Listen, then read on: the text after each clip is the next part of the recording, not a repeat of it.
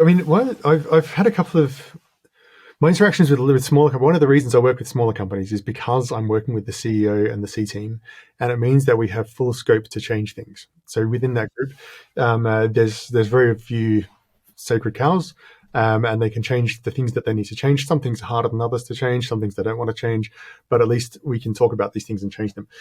Most large organizations where I've really struggled working with them, like I've worked with a few large organizations, including a 100,000 person Fortune company, and I worked with the IT department of about 1,000 people.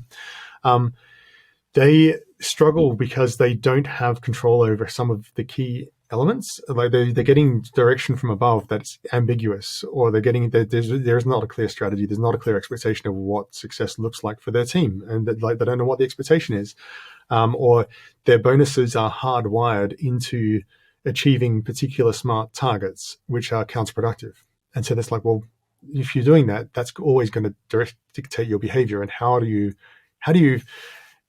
go beyond that when that's what your compensation structure is? If you have a bonus structure or incentive structure that derives particular performance on particular things, that's always going to be more to people than any form of goal setting system apart that doesn't have compensation attached to it.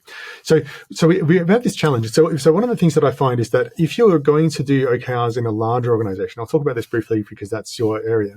Number one, the ideal situation is to start with as much, or either a group or a team or a business unit, or ideally the top, where there's as much autonomy as possible, right? If you're a service function within an organization, it's actually really hard to do, this IT department being case in point, because most of the business is providing service to other people and you have very little control over your own strategy, right? You have so many stakeholders, there's so many expectations around the place.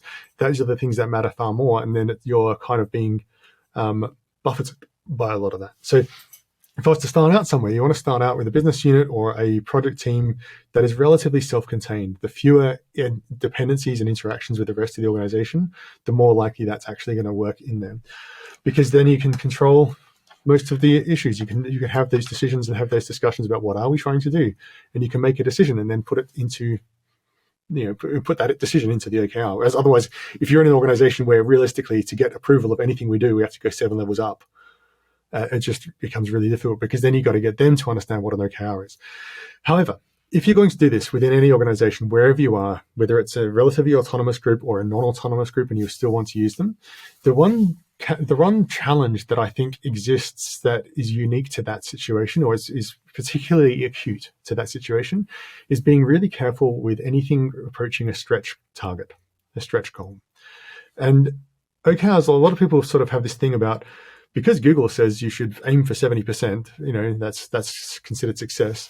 Therefore, that's what an OKR must be. And I don't think that's the case. I think with an OKR, you can decide to have a stretch goal. You can decide to have a fully committed goal. You can decide to have a realistic target. Often in Europe, actually culturally, people in Europe tend to prefer to have targets that are more realistic, whereas Americans culturally tend to be more comfortable, at least as long as it's not associated with performance reviews. They tend to be more comfortable with ambitious targets that they may or may not hit. But whatever it is, you put down whatever you have there. But when you're communicating your OKRs to external people, to external to your organization who do not have the culture of stretched goals, you can only communicate committed goals, because that's how they will interpret them anyway.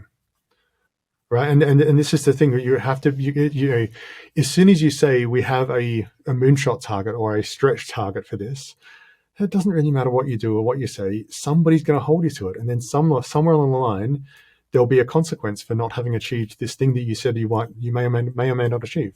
And it's one of those things that's really, in organizations, it's really hard to avoid, because this happens with managers. It happens with HR systems. It happens with compensation systems, but it also happens with stakeholders across functions around the place. Like people just take a number and then we'll commit to that. And now we're stuck on that. So same thing in Agile and Scrum and so on, where you say there are certain things we don't want to commit to. You can't, in project management, you have the project management triangle. So you can't commit to all 3 of them. We have to keep at least one of them flexible, right? And as soon as you say something about one of them, if you say something about we'll deliver this by a deadline, that becomes your noose.